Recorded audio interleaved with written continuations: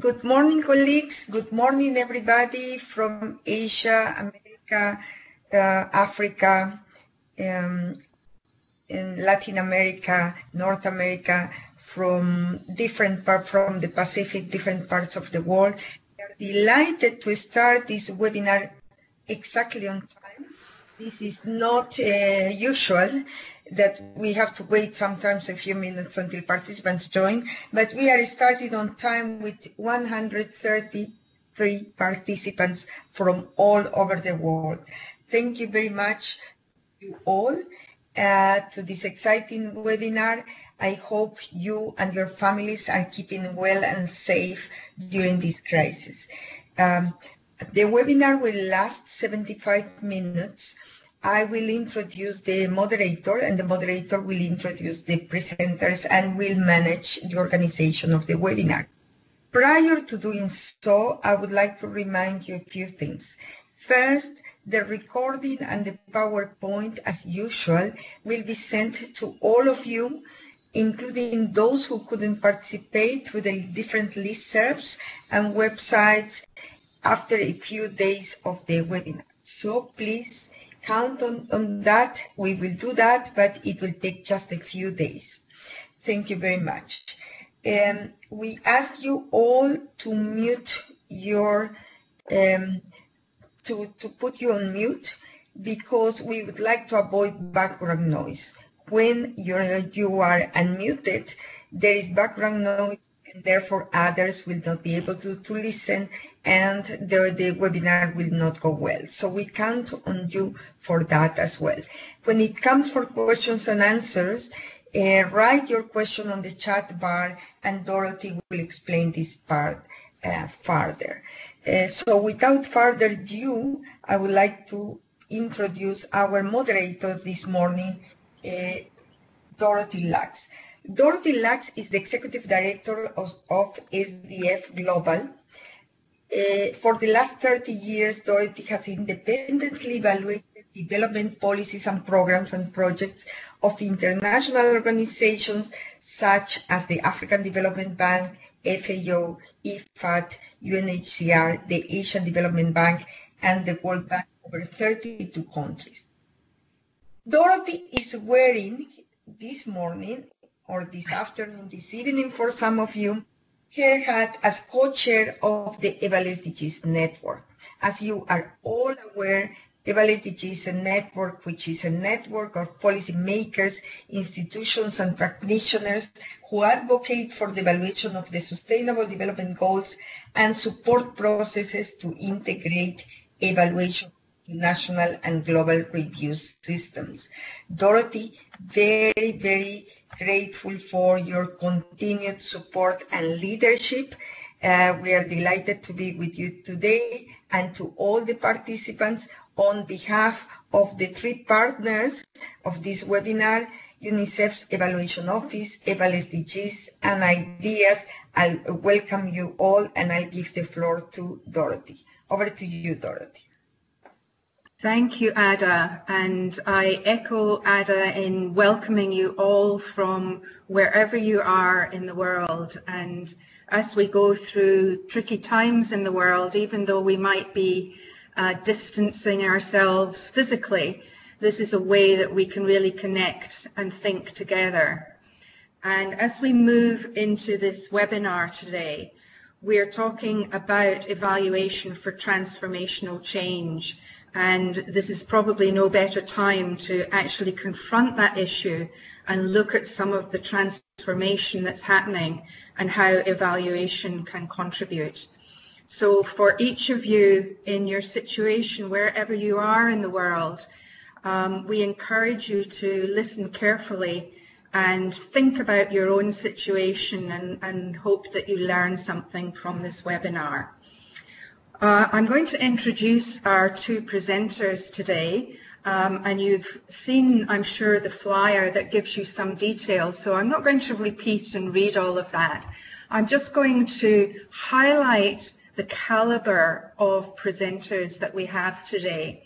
Rob Vandenberg is one of the leaders in evaluation of our time. He has for many years been at the forefront of thinking for evaluation as the president of IDEAS, and with his work with Wilton Park and with the World Bank. So he's a professor, and so actually brings academic rigor to thought on a very practical subject. And Cristina Magro, she's also very involved in IDEAS and has a background in education and a very practical experience with the World Bank doing evaluations, also with UNICEF. Also a professor, so with a very broad experience across our two presenters. And I hope that you'll take advantage of that and really think about the things that they're saying and ask questions. Now, if you have questions coming through into your mind, please add them onto the chat bar, which you can find at the side of your screen. Most of you are already chatting there and telling us where you're from. Tell us what you're thinking and what questions you have too.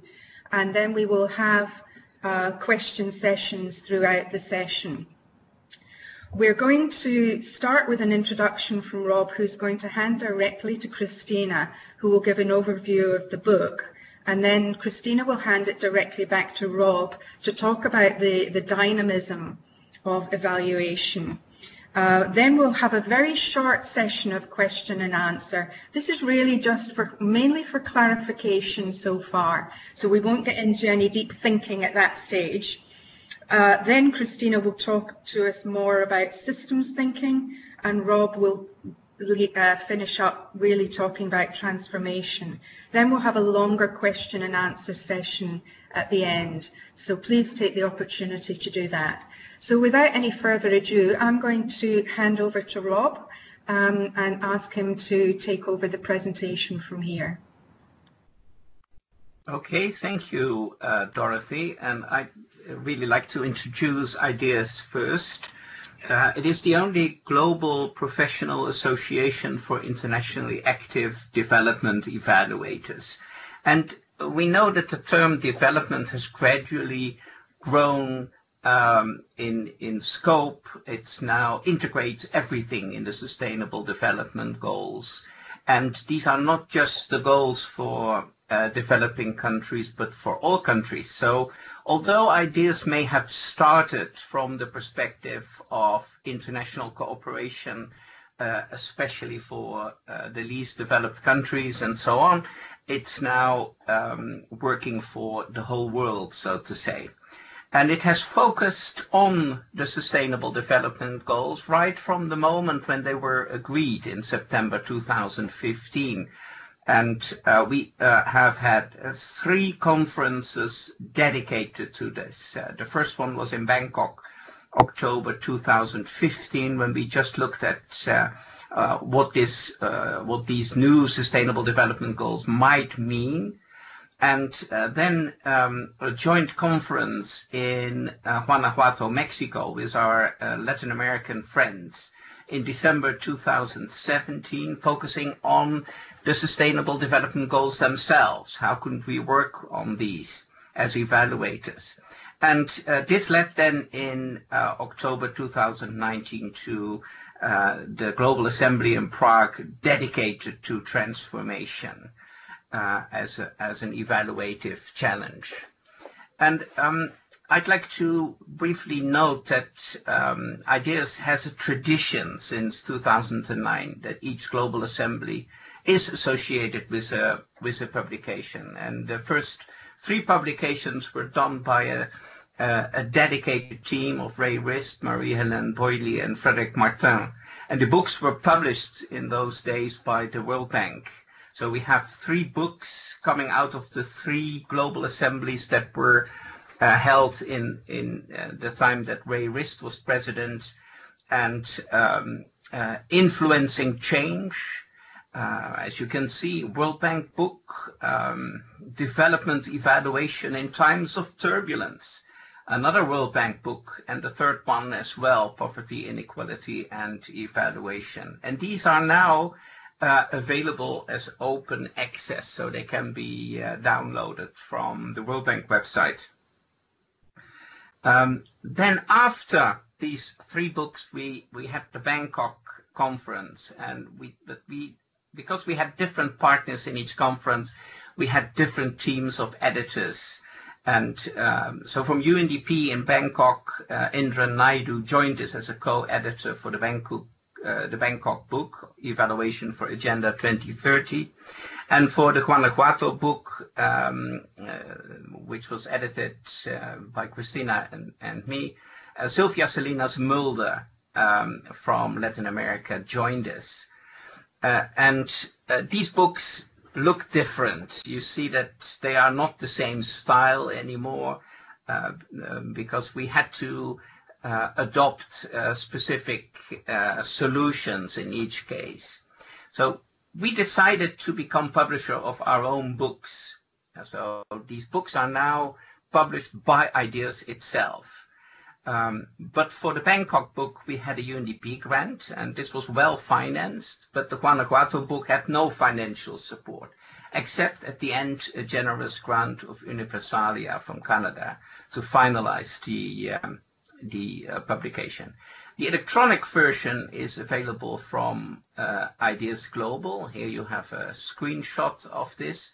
And we have a paperback that you can print if you want to have a printed version from Amazon. So what we wanted to do is to bring from Guanajuato to Prague essays, not your standard academic presentations, but essays. We approached the authors of this volume with the promise that they could write an essay rather than an academic article that would be based on research or evaluative evidence, but we wanted them to present learned arguments to us. And this is the point where Cristina takes over and will continue. Okay, thank you, Ada and Dorothy and the whole team for organizing this webinar. Thank you, Rob, for this contextualized introduction of the 2019 book. I think this is a very appropriate time to discuss this book, which brings to the community of development evaluators a contribution which is not common. The characteristics of the chapters, as Rob indicated, put on the table challenges and perspectives, reports of experiences and possible suggestions, stimulating thinking and creation, changes and transformation, addressing problems which are the daily food of evaluators. I will begin talking about an overview of the book by its structure.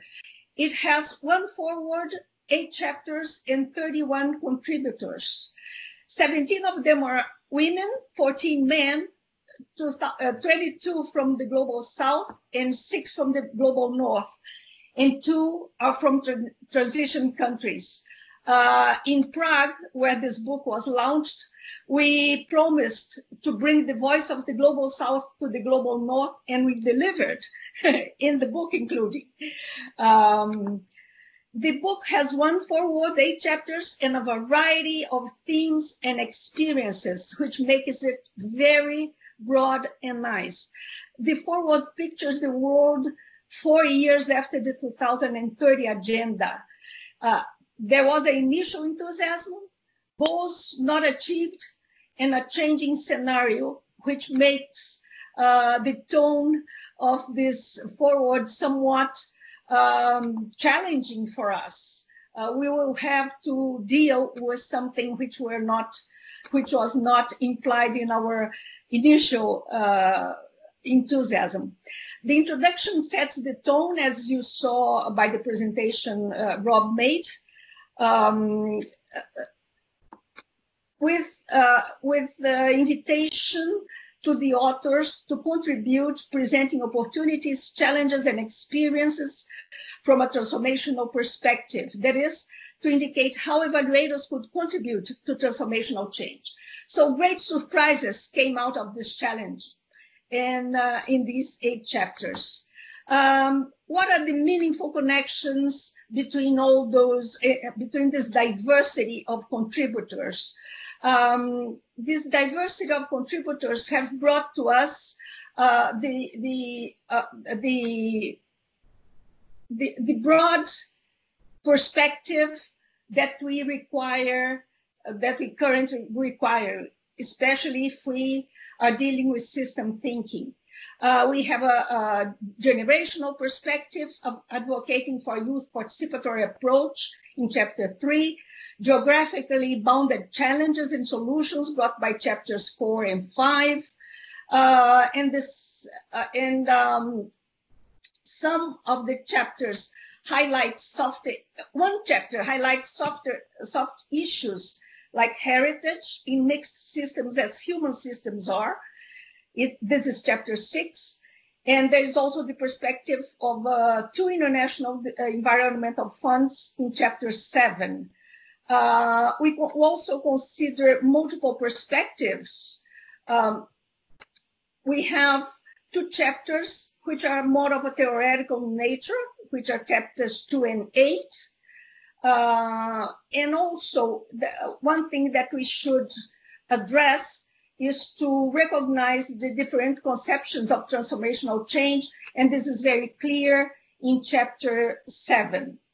It is desirable to let concepts flow. This is a question we should ask ourselves.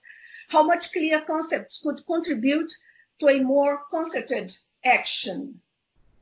Okay, I think this is the overview of the book. I turn now to Rob. Oops. Okay. Yeah. Oh. Okay. I have, yes.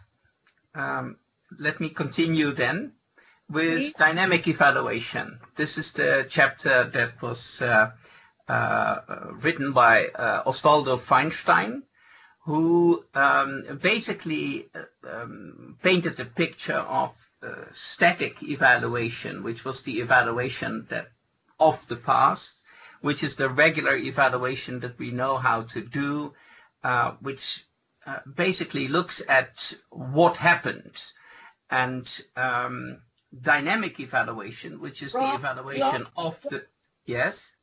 Please, I did something wrong and you are not sharing the slide. Oh, sorry. Okay. Yeah, you. If I take over, Cristina, you do nothing because that will disrupt it. Okay. So the chapter 2 is the chapter of on dynamic evaluation of Osvaldo Feinstein, and he basically argues that in order to deal with the complexities of transformational change, evaluations need to change focus from projects, programs to strategies and policies, from micro to macro, from country to global, from linearity to complexity. And this needs to be done from a perspective of what you are evaluating. Does this show a promise of scaling up?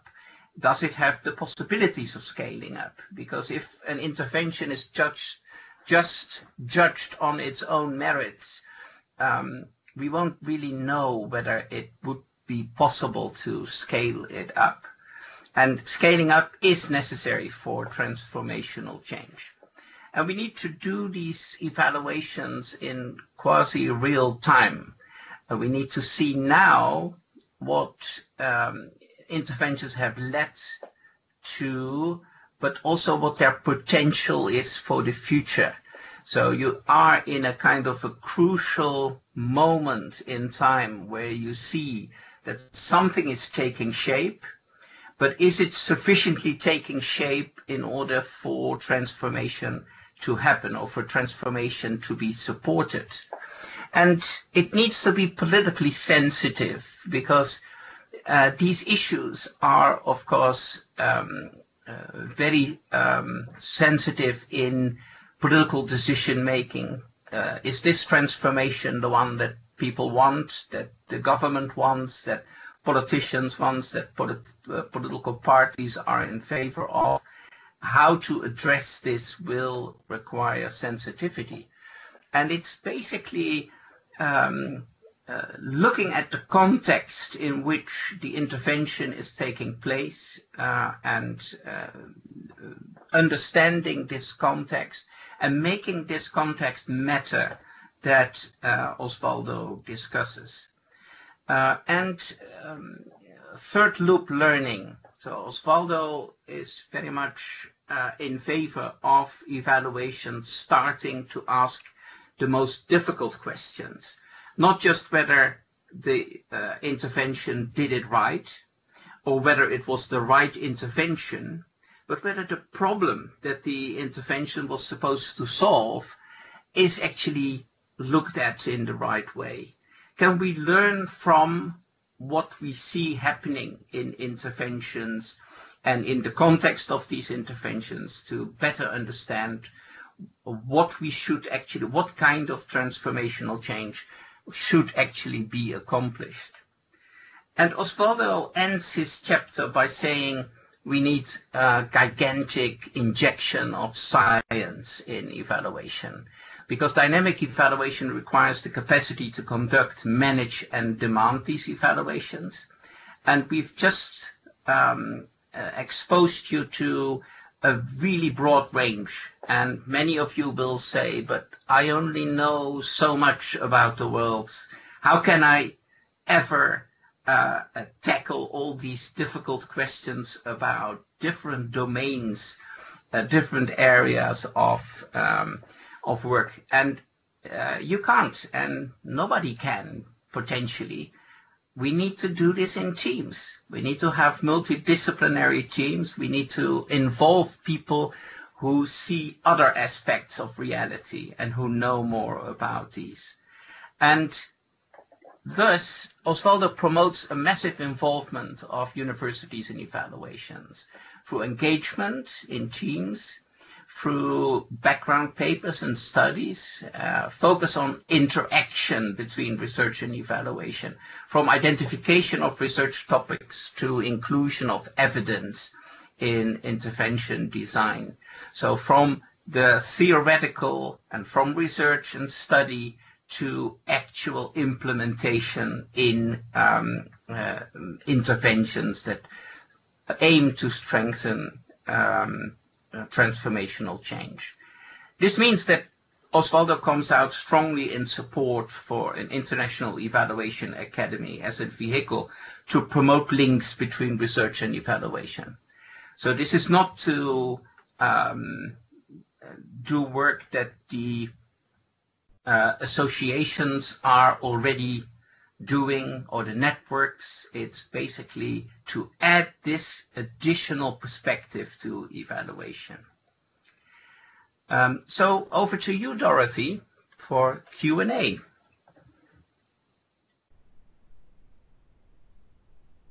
Dorothy, are you there? Yes, oh, yes, sorry. Thank you, Rob. I was muted as doing what I was told to make sure that I muted while you were speaking. Thank you very much. I'm going to go straight to a question that Tim from the US posed, which links very closely to what you were talking about with the dynamic evaluation.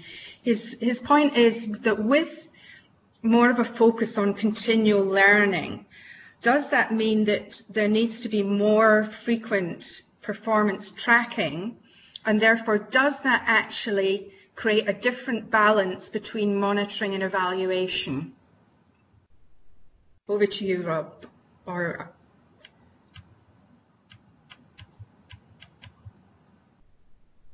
sorry, this time I had to unmute my phone.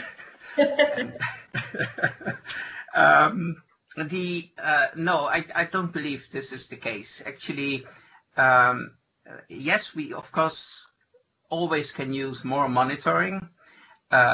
More data, very welcome, but to put all your money on data is not the way forward. As evaluators, we know that sometimes you no longer have sight of what you are, of the subject of your evaluation if you look at too many data, or too much is too much, simply. And furthermore, we need to, more than ever, be very much aware what these data mean. Are they really relevant, or are we actually looking at the wrong data? So if we look at these learning loops, basically the second learning loop already starts to question, was this the right activity? And the third learning loop says, did we identify the problem in the right way? And that also raises the question, did we gather the right data? Are the data that we have gathered really relevant for the intervention or for the problem that the intervention is aimed to solve? So this is my quick answer. Good, okay. And just to, we have several people talking about capacity development with a question there. So both Rashmi and Gopindina, forgive me if I didn't get that right, say that if what you're saying is correct, and there's a level of dynamism that needs to look at, transformational change requires behavior change. So does that require a complete change in capacity development for evaluators, and is there a plan for how that can happen? I think the International Evaluation Academy is also an idea that would tackle especially the issue of the capacities that are required for transformational change. So I think we can't really say that much about it at this stage. It's one of the reasons why IDEAS has promoted this this concept of the International Evaluation Academy, because in order to go through all the various disciplines, in order to know what is available, this is an interaction that you need to have. There are so many things that we need to take into account. We can't really, from the perspective of this meeting, now say, oh, we need this, that, and the other. Good. So it's a process. Yeah. Okay. Quadratula asks, you know, what is the importance of getting academia more involved in evaluation? Can you say a little bit more about that, please? Well, if we look at, I've been involved quite a lot in evaluation at the nexus of societies and the environment. And in order to understand what's happening there, you need to have sociological insights, cultural insights, community insights, but you also need to understand how nature operates and what happens in the habitat, biodiversity issues. And so you already have two concrete areas of disciplinary research that are huge in themselves. And to include these in evaluations can be a challenge, because these communities hardly ever talk to each other. When they do, it becomes very fruitful. So these are also then conversations that need to take place when you have identified what you need to evaluate. Right. Rob, you've touched on a point there that a number of people are talking about, which is the importance of culture in the consideration of transformational evaluation. And you talked about that when you were talking about making context matter. So I'm just wondered if you wanted to say something about the participatory nature of dynamic evaluation. Almost by definition, but Cristina will go into this a bit later about approaches. So I actually propose that we now continue on with the presentation. Great, okay. And then leave this to the end. Is that okay?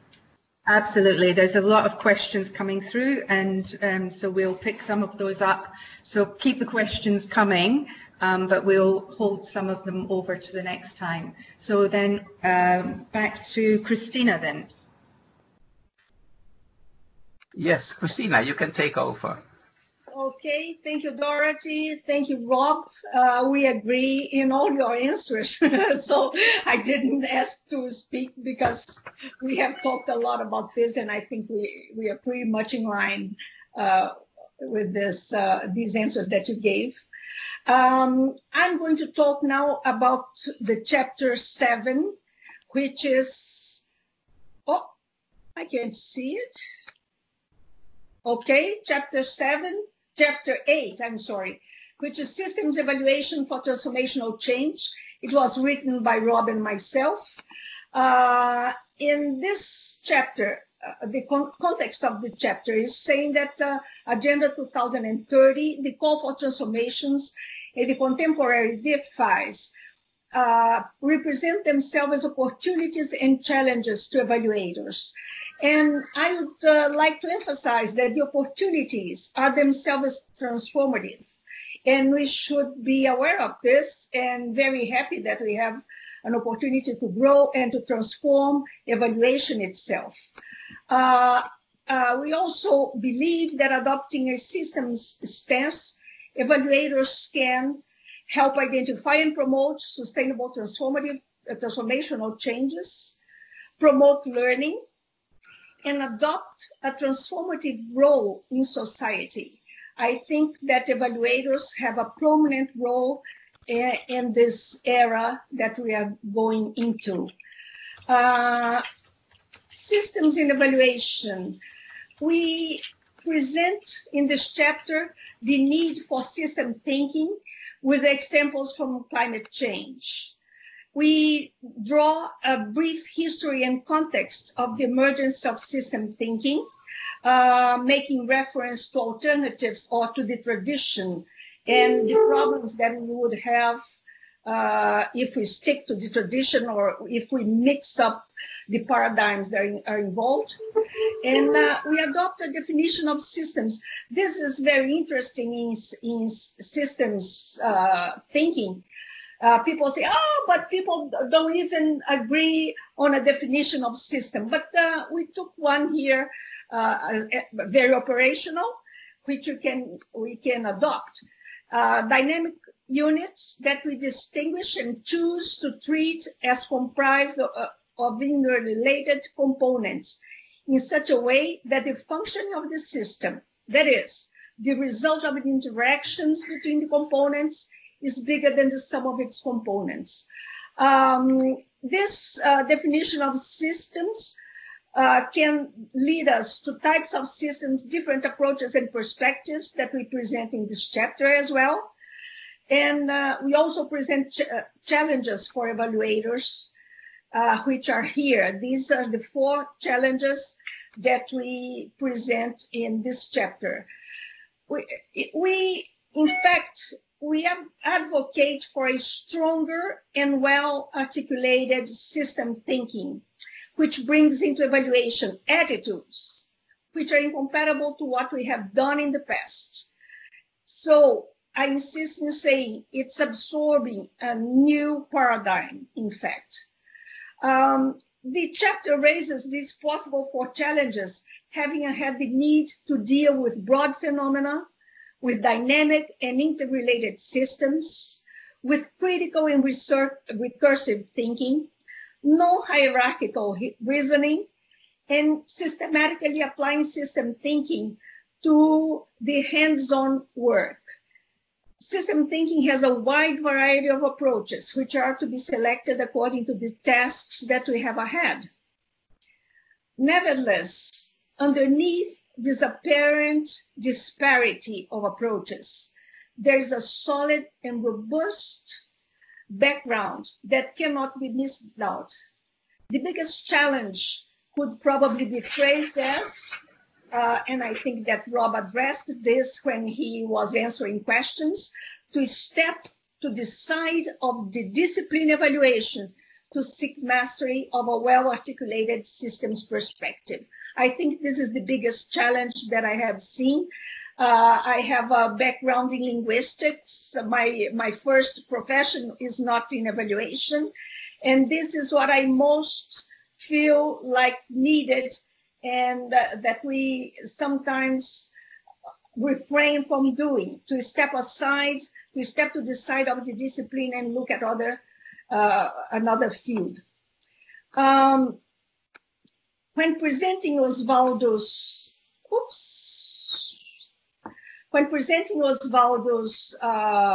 triple loop, Rob mentioned what is at stake, but I like this slide here.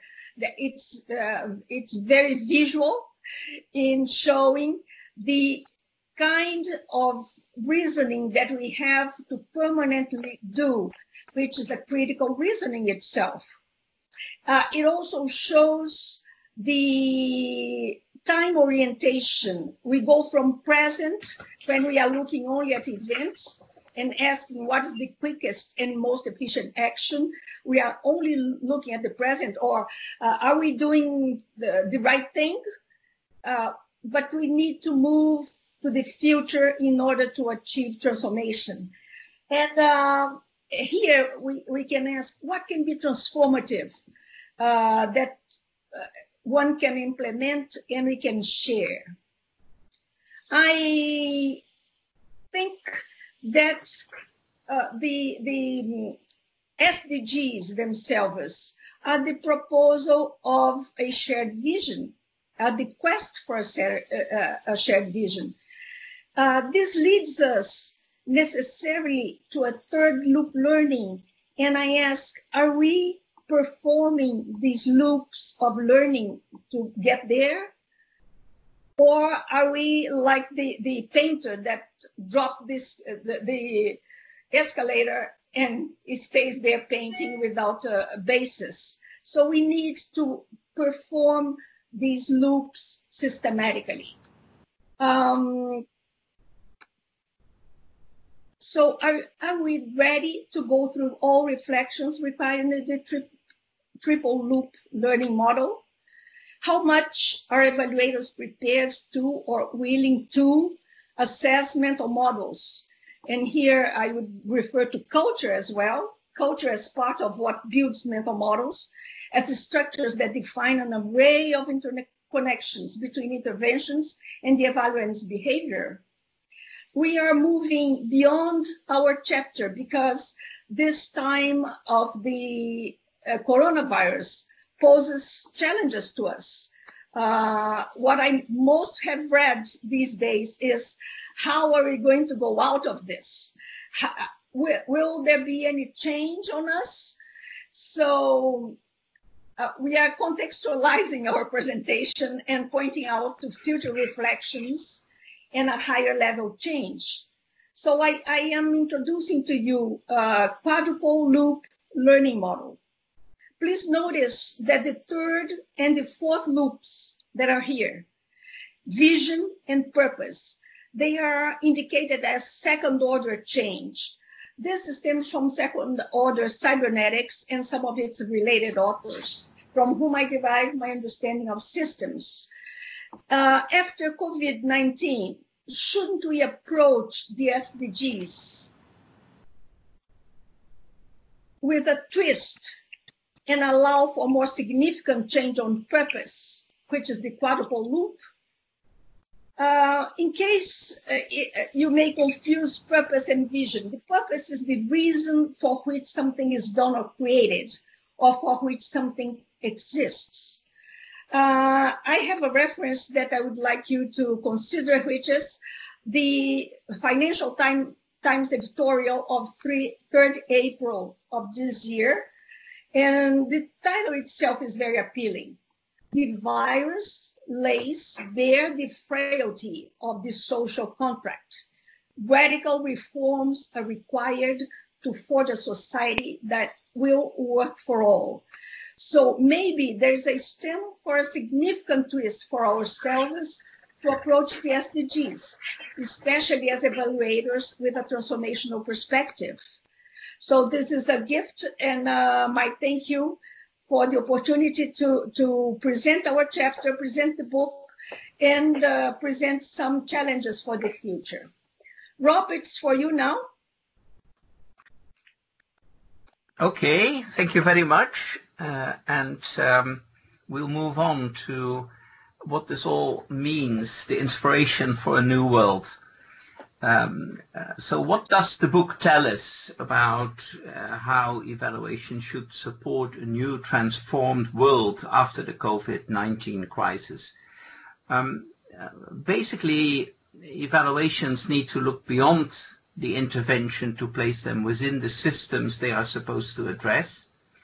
And the most crucial point about this all is that these systems need to become sustainable. In fact, the COVID-19 crisis exposes something in our current systems, the economic system, the social system, and the way that we interact with the environment that is unsustainable. And this is the reason why it has become such a global crisis. And these systems need to become sustainable, and sustainability then needs to be redefined. We used to define sustainability as the continuation of benefits after the end of the project.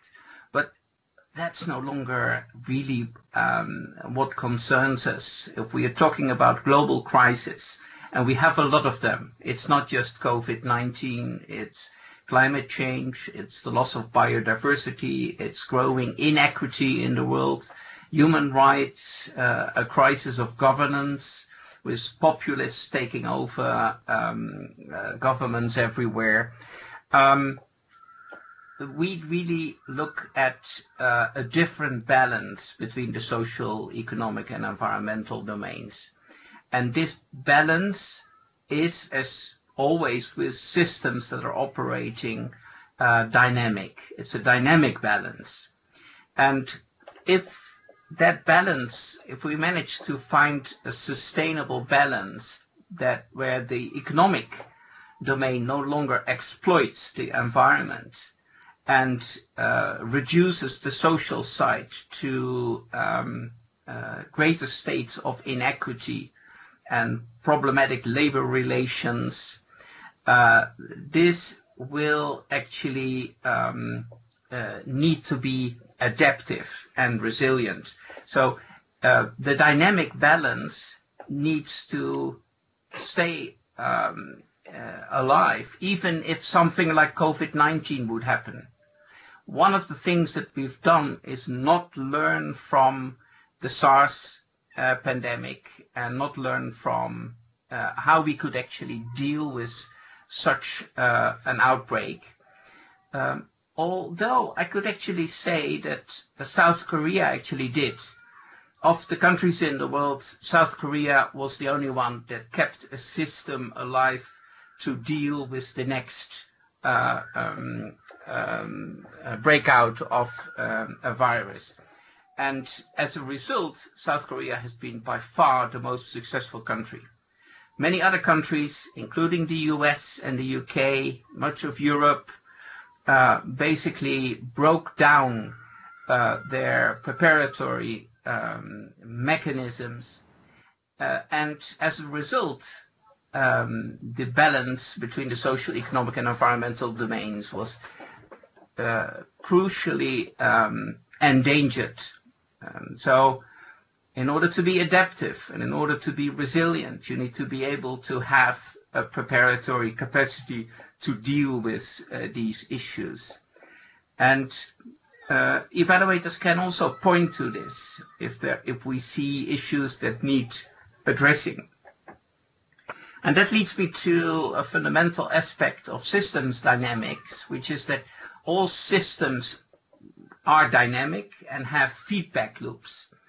And basically, the feedback loops lead to either balancing dynamics or reinforcing dynamics.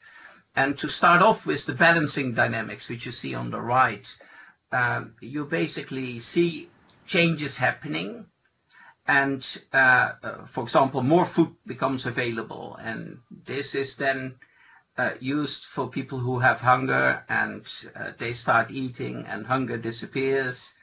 But if hunger increases again, there is a signal going that more food should be made. And if so, you have a kind of a balancing act. So the system changes, but it doesn't transform. So there was a question: when do we know that something is transformational? These systems here, supply and demand, often are balances that keep happening in the same way, keep turning in the same way. They change a bit, but they're not really changing the system.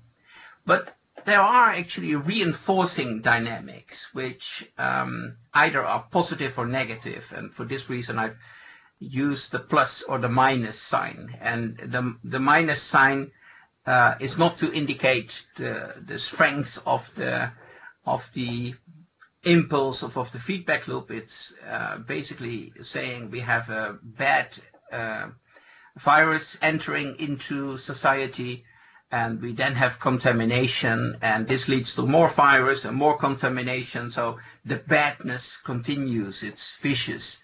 And this is transformational change that goes in the wrong direction. It will destroy our society, our economy, if it really grows out of hand. And this is happening with the planet on climate change. Climate change is a vicious transformational change that goes in the wrong direction. And then we can have virtuous feedback loops that move in the right direction. And this is just an example from finance, that if you put money in your in a deposit, you get interest, and the money grows and so on, and gradually you will become richer. Although nowadays this is potentially more applicable to investments. But if then the vicious cycle happens, this also breaks down. So there we see a lot of transformational change, and it's all going in the wrong direction. And what we need to identify are the possibilities of positive directions. So we'll go into that. Sustainability. It is a systems issue. It is achieved when systems become adaptive and balanced over time in the relationship between the social, economic, and environmental domains. And neglect of the social domain has led to increasing inequity and inequality, a race to the bottom on labor conditions, healthcare, conflict, financial security. We can go on. The list is long, and they're all there in the Sustainable Development Goals. We need to do something about this.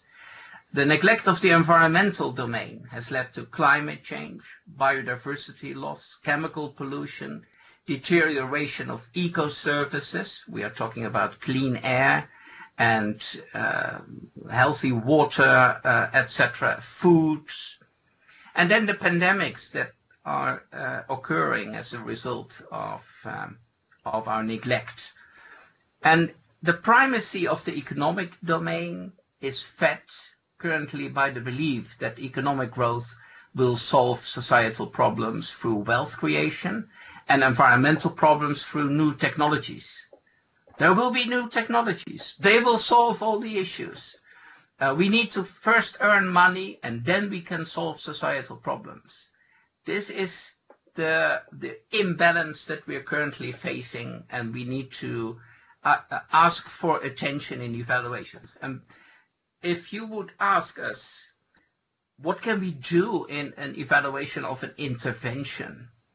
Well, if you, I don't know, to just give an example, if you do an evaluation of a water management project, you can start looking at the actions in this water management intervention and look at the benefits coming out of it. But you can also then ask broader questions. What is the environmental situation? How much safe drinking water is there in the neighborhoods? Did the water management problem do anything to solve that?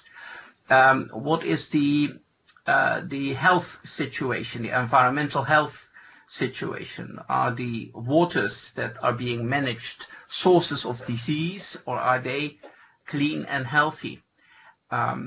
What is the use of the water? Does it reach everybody? If a water management system functions well but doesn't deliver water to half of the population, will it stand the test of time? So these are questions that can be asked of the domains in which the activity is involved. So our proposal is really that 3 sustainability questions are asked each and every time that you start up an evaluation. Does the transformation that the intervention aims for lead to more equity, human rights, peace, or social sustainability? So the problems on the social side. Does it lead to strengthening of our natural resource bases and our habitat and the sustainable ecoservices? And is the economic development that is envisaged equitable, and does it strengthen our habitat? So the issues that we want to ask attention for are, of course, difficult to incorporate in each and every evaluation. But often, if you look at the subject that you're required to evaluate, you can see these connections to the broader issues, and you can start asking initial questions to look at these issues and try to incorporate them. If you are evaluating as a team for a commissioner of evaluations, maybe the commissioner will say, no, this question, no, can't do that, or that question, no, can't do it. It still will leave you the possibility in the end report of the evaluation, to basically say, we wanted to look at human rights issues, but this was considered to be out of bounds for the evaluation. Or we wanted to see whether the natural resource basis is helped through this intervention, but we could not go into the current overview of the ecoservices that are provided in the habitat in which this intervention takes place. So these questions are potentially something that you can discuss with commissioners, and they could potentially lead you to sustainability issues. They could then lead you to see whether a water management project, to again take that as an example, would have transformational impact if it's done in the right way. So those are the issues that you face when you are basically looking at this from an evaluation perspective that is not really transformational. But if you're being asked to look at a transformational initiative, of which there are many, many, many more, then these questions become part of your toolbox. You basically will say, okay, this is supposed to be transformational, but the only thing that I see is a shift towards solar panels. Yes, that's transformational, but what does it mean for equity? What does it mean for natural resources basis in the area where this is going to take place? How is the economic development going to be equitable if the solar panels are all owned by, etc., etc.? And you would be more justified then in posing these questions, and it would be more difficult for commissioners to basically say, no, this is out of bounds. A last point is then that if you go through these questions, you basically also will know what you need in addition.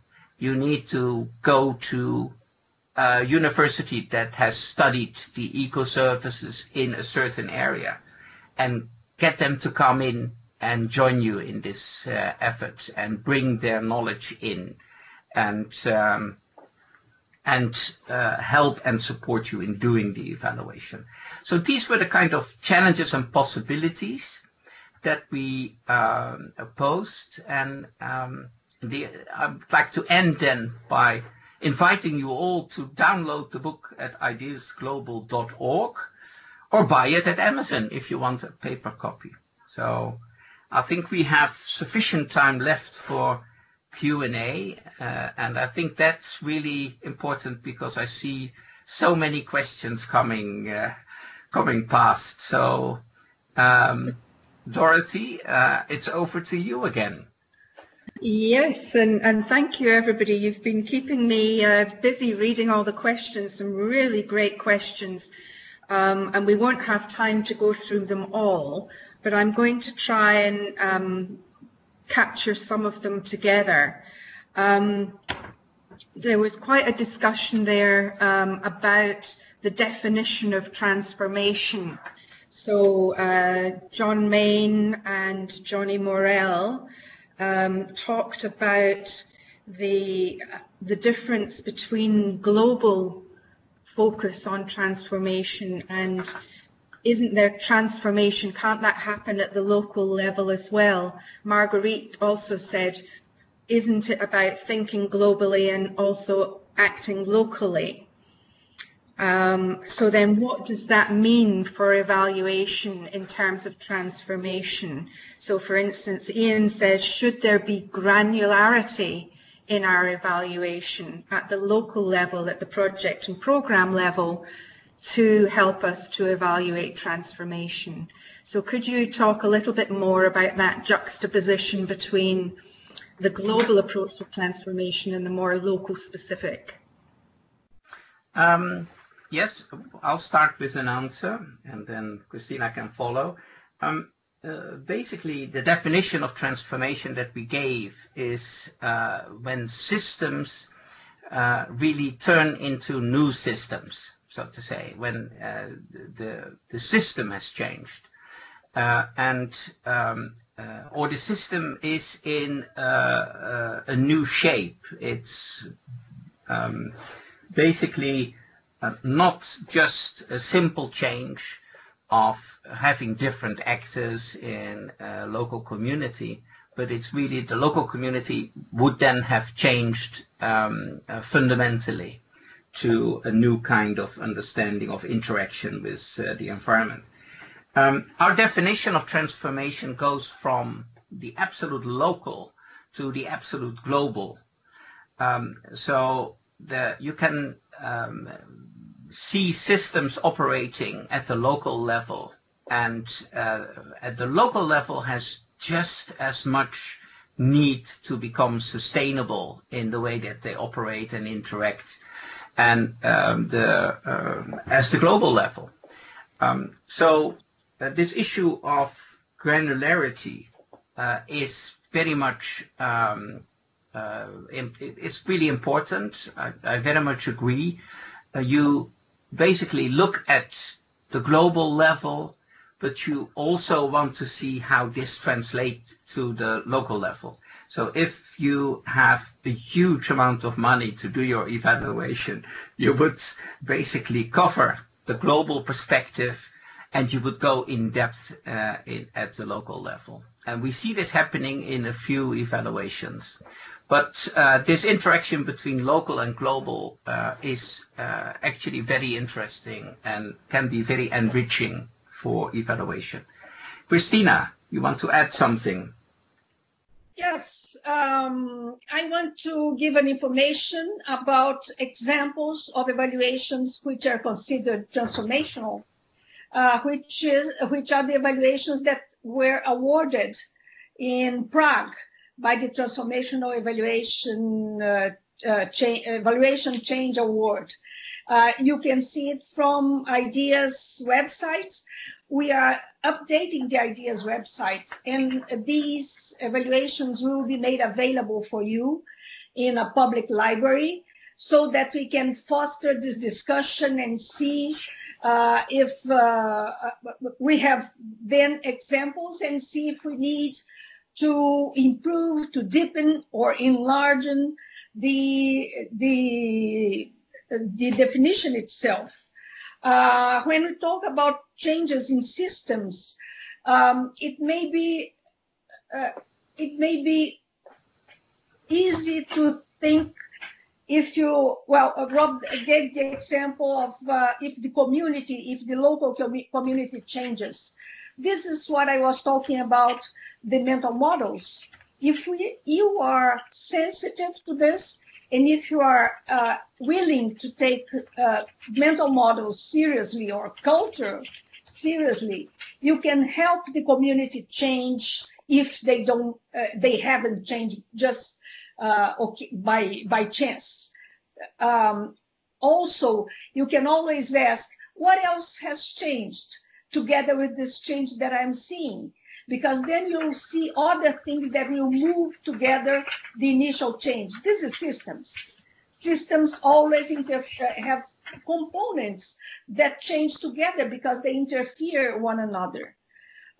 There's a very nice example I heard in India. I'm sorry, I won't be able to give all the details, but men were asked to take children to take shots. And what else happened with these men that started taking children to take shots, hepatitis, muscles, shots, etc.? They started doing the dishes. So there was more changes than what was initially intended. So if you have a system reasoning, a system frame of mind, a system's attitude, you are going to look on the sides of what was the main focus of the intervention. Good. Thank you. I'm going to ask there were a range of questions from Ian, from Laura and Dwiegas about timing. And if there's a dynamic evaluation, does that also have implications for timing, that many evaluations take a long time? So is there a way to make a more rapid evaluation while still not losing any rigor? Well, Osvaldo Feinstein, in his proposal for dynamic evaluation, used the concept of quasi-real-time evaluation, basically saying that the process of evaluation needs to become very interactive with the intervention that is taking place to transform something. So you have an innovative exploration of social change that is linked to economic change, that is linked to the relationship with the environment.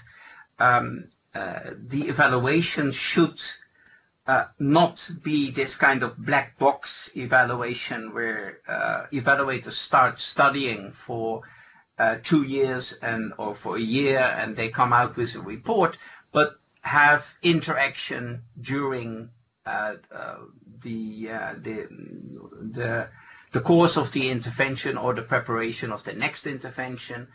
And when insights become available, they should be shared because these transformational processes are very time sensitive. For a long time, nothing may happen because barriers are in place. And you may need to actually consider how you can remove a barrier, and that would lead to, let's say, quick advice or quick handover of results on that specific barrier to the policymakers or to the people who are working on this intervention. So quasi real-time means, yes, timing is of crucial importance, and it's supposed to be adaptive as well, so to say, according to the circumstances. So, Cristina, you want to add something? No, thank you. Good. Okay, thanks, Rob. And that takes us back to your point about there being crucial moments and needing to pay attention to those, which is good. There's a number of people who've talked about it. How does this change the tools that we used? So, for instance, Sahid, or I'm not quite sure if it's Marzi, are saying about theory of change. Is that still appropriate? And Sarah asks, what tools, how do we now deal with uncertainty? That in systems we still have uncertainty. So how do we deal with that? Can I say something about uncertainty? Yes, please. Go ahead. Yeah, uncertainty is not a variable, it's a constant. If you are thinking systemically, you know that you don't know everything that can happen. So this is uncertainty. So you have, there are several ways of dealing with this broad and systemic situation. One of them is to enlarge your team, considering the diversity of perspectives, of backgrounds, of nationalities, cultures, etc., so that you have a plurality of views. And this broadens your view and probably can diminish the uncertainty, or you have more points of view about something. It doesn't mean that you know it all. So uncertainty will always be there. Yes, and if I may add on the tools, theory of change, we've actually seen very interesting theories of change on transformational change, on how transformational change is effectuated. And so this would be actually a tool that would that we would very much encourage. And we've actually seen theories of change and theories of no change, with a focus on why change is not happening. And this has to do with these feedback loops that I introduced, where you have feedback loops with opposite signals, and basically you cannot get through the barrier. You have to identify the barrier, and the theory of no change, as developed by Christine Verlin, is actually helping us do that, and can be a tool for an evaluation for transformational change. So yeah, and uncertainty also leads us to the issue of looking into risks and hazards that you see in systems. And this is a forward-looking perspective on what could potentially happen with an intervention that as evaluators we haven't really explored, because as evaluators we tend to keep to the past, and we say the future is not our domain. We know about the past, we don't know about the future. But in order to help and support transformational change, we will need to look at modeling that is being done to identify risks and hazards in potential scenarios that transformational change will take.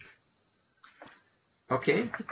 Yes, thank you, both Rob and Christina, for those answers. There were a number of questions around about the profit paradigm, but I think you answered that in a fairly complete way in your presentation when you talked about the sustainability balance. So I'm going to pass over that one because we don't have a lot more time left, and ask a group of questions there where people have asked about stakeholders and coalitions, that in terms of stakeholder systems approaches, there's also the political nature of evaluations, and sometimes system approaches may not fully take into account the political nature. That was something Cristina put forward. There were also questions about how do you get stakeholders involved, about linking in national systems between statistics and the SDGs, and how you get overcome the boundaries between the stakeholders, for instance, in terms of research and evaluation. So that whole gamut of how do you get the key stakeholders involved. Cristina, you want to go first? No, go, you go. Okay. Well, this links a bit to the earlier question that was asked on participatory approaches and their inclusion in evaluations for transformational change. It's very clear that if you are talking about a dynamic situation where stakeholders have different perspectives, you need to know these perspectives, and you need to interact with stakeholders to basically talk to them, see what their ideas are about what is happening. And this is very necessary, and it should be included. And it's something that also is very much supported by the evaluative evidence that we have. We know that these kind of transformative programs that are undertaken tend to be more successful, more effective if all the stakeholders are involved that could potentially benefit or could potentially disrupt this process. So coalition making is an important part of the process. If systemic change needs to happen, people need to agree to this. You really can't force it onto people, especially not on the societal part. You can potentially enforce things in nature and perhaps in economic relations, but less so in the social domain. So it's a crucial part. And this makes it extra difficult because you basically need additional budget for this, which is not always easy to find and to get. And we see that especially the evaluations that take place at the global level become way more expensive and become almost evaluation programs. But if we go to the community level, you would be able to do it with fairly a reasonable amount of money. There is, there are these participatory approaches and developmental evaluation that already take into account that these are systems that stakeholders need to be on board, that et cetera, et cetera. So there is hope but you always will face the situation that your ambition would potentially be larger than your budget. But you can go back to your commissioner and say, I really need more money if you want the evaluation to do this or to do that. Okay, so that would be my answer. We're almost at the end, are we not, Dorothy? Yes, we are. I was just about to gently halt you there because our time has gone.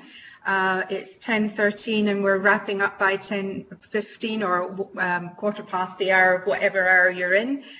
So just to say thank you all for the questions. These were really great questions and very thought-provoking.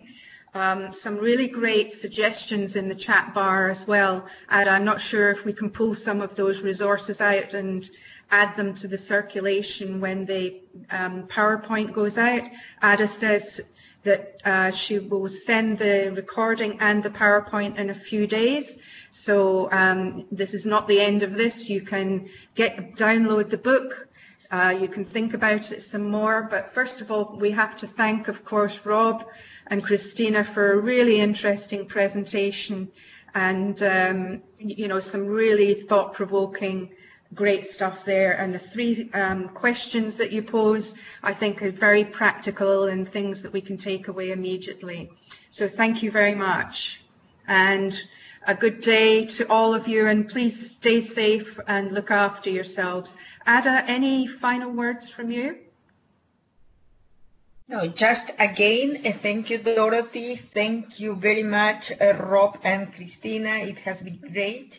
We had a wonderful name and very good number of participants. It is now decreasing because some people are going to meetings, but just slightly. So again, on behalf of the partners, EVALSDGs, UNICEF's Evaluation Office, and IDEAS, I would like to thank you very much for your active participation and engagement.